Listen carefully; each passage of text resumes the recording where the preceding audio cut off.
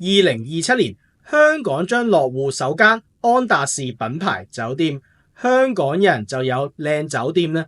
不過呢個項目就輸死永泰同埋 CSI 啊，稍後再展述。講翻單新聞先，海悅集團酒店琴日10月27號宣布，旗下酒店品牌同永泰地產資本策略簽署管理協議，首間安達仕酒店預計喺2027年開幕。該酒店屬 Central Crossing 標誌性綜合發展項目嘅其中一部分。Central Crossing 坐落於香港中環威靈頓街118號，將涵蓋甲級寫字樓、綠化公共空間以及歷史建築保育元素。此地皮屬2017年永泰地產同埋 CSI 資本策略以天價116億投得嘅項目，屬市建局歷來最貴嘅市區重建項目，樓面地價2.68萬蚊一尺。當時地皮為第三貴嘅商業地王，可建樓面面積43.35萬尺。當時永泰同 CSI 合組嘅財團以高於市場預計嘅83至到104億而投得。其後佢哋將中環呢個市區重建項目命名為 Central Crossing， 由國際知名建築事務所 Foster Partners 擔任總建築。而疫後大家都知香港嘅商業房地產跌得有幾誇張，相信單係塊地皮已經跌價超過60%，而中環嘅商業活動亦大幅萎縮。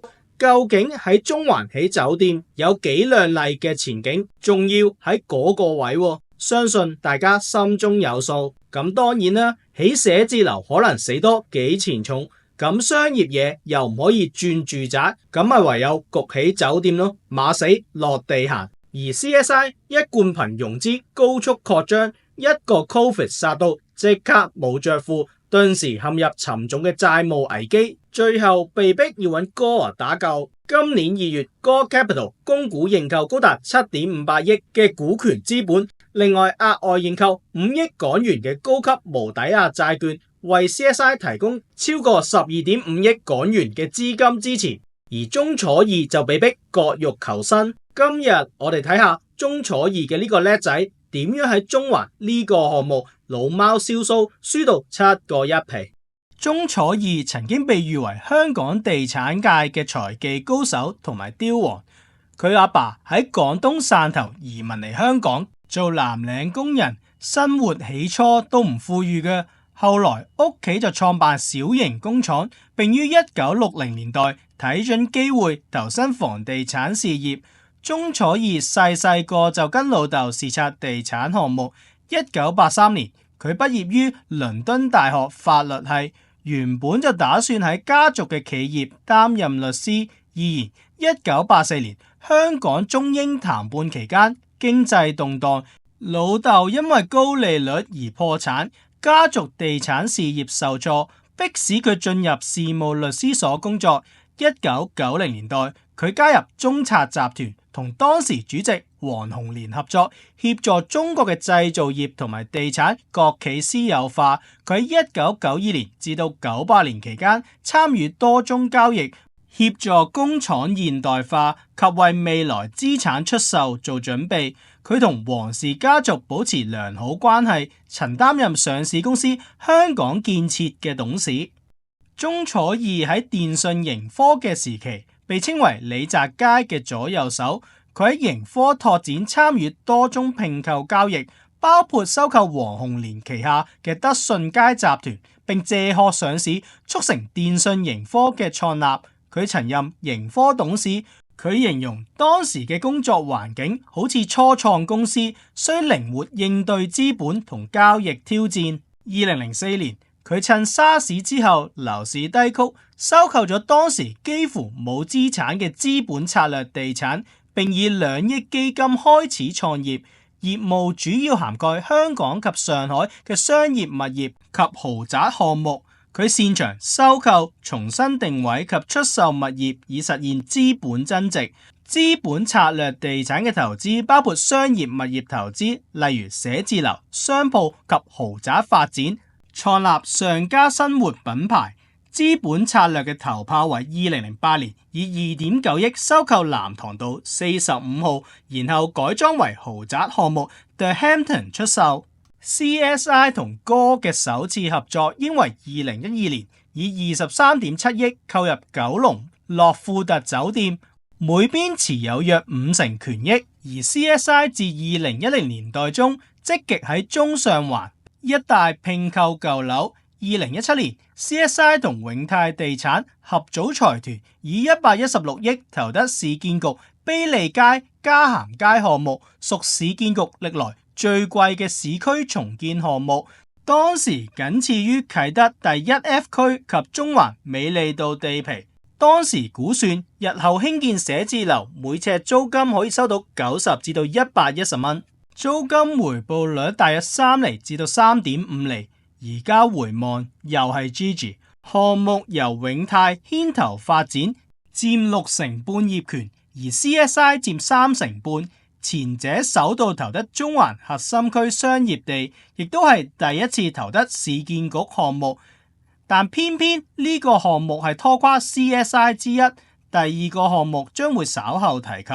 其實喺2017年嘅當時，資本策略年收入達39.7億，稅前盈利達11.1億。至到疫後，公司業務一直表現良好，但自從聯儲局加息之後， CSI 嘅情況就急轉直下。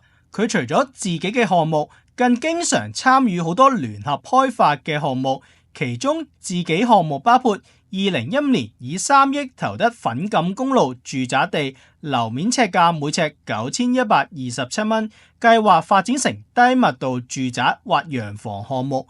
該項目去到2025年仍屬其土地儲備嘅一部分。另外，公司於2019年完成收購中環真超號大廈全數業權，總投資額約4.5億，但銷售遙遙無期。呢兩個項目算係 CSI 獨力承建嘅項目，金額就唔算龐大。當然啦， CSI 作為短時間崛起嘅公司，當然有佢成功之道啦。例如2012年7月，資本策略所牽頭嘅財團斥資14.7億購入渣甸山白建時道地皮，重建成皇帝。該項目由資本策略嘅上家生活同埋泛海合作發展，全棟有16伙，地下花園可以 BBQ， 幾正嘅。該項目喺2018年落成，冇記錯嘅話應該就好似賣晒啦，套現超過30多億。資本策略有兩單成名作，第一單係剛才提及同永泰喺卑利街嘉咸街嘅8億項目，另一單係同樣令市場目定口呆嘅8億買九龍灣展貿中心。億京發展同埋資本策略等財團喺2021年6月以105億向合和實業買入九龍灣國際展貿中心。星島日報當時披露，億京佔7成股權，餘下財團未有公布佔比，不過 CSI 嘅比例相信都唔會少。該項目最早向城規會申請重建為商廈項目，並已獲批。當時預計重建為4棟16層高嘅商業物業，另設3層地庫同3層基座，總共樓面面積177萬平方尺，總投資額約200億。其後因商廈樓價崩潰，又申請改建商住項目。九展呢個項目真係搞到參與嘅財團一身蟻啊！睇翻資本策略俾出嚟嘅擔保已經80幾90億。而每年單係俾利息都要成6.6億。喺市場銷售疲弱之下，需要割肉供股，或者直白啲嚟講賣股，真係無可奈何。講講資本策略最新嘅賣樓情況先。今年由佢發展嘅佐敦高林259伙，至今累售約227伙，套現超過20億，但需要留意最終成交嘅個案是否如上述數字。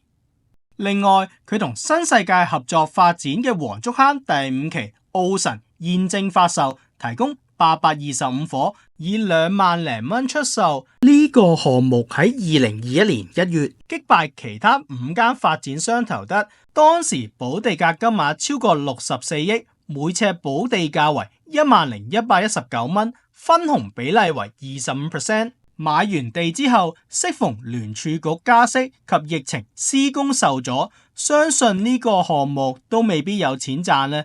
另外，同信置合營嘅港鐵油塘通風樓住宅項目原本涉及792伙，及後減至748伙，而預計落成日期亦由2025年9月延長至2027年3月底。相信油塘通風樓亦係整個香港樓市嘅縮影，暫放慢起樓步伐，變相發展商嘅持貨時間長咗，建築成本亦貴咗，好顯淺嘅道理啫。有邊個起樓唔借錢嘅？咁你拖得越耐，俾嘅利息咪越高咯。CSI 手頭上咁多合作項目，同人合作好景就有商有量，市差啲嘢就難傾啲啦。項目如果全部都係自己嘅，咪平啲放手咯，或者打包賣俾人都得。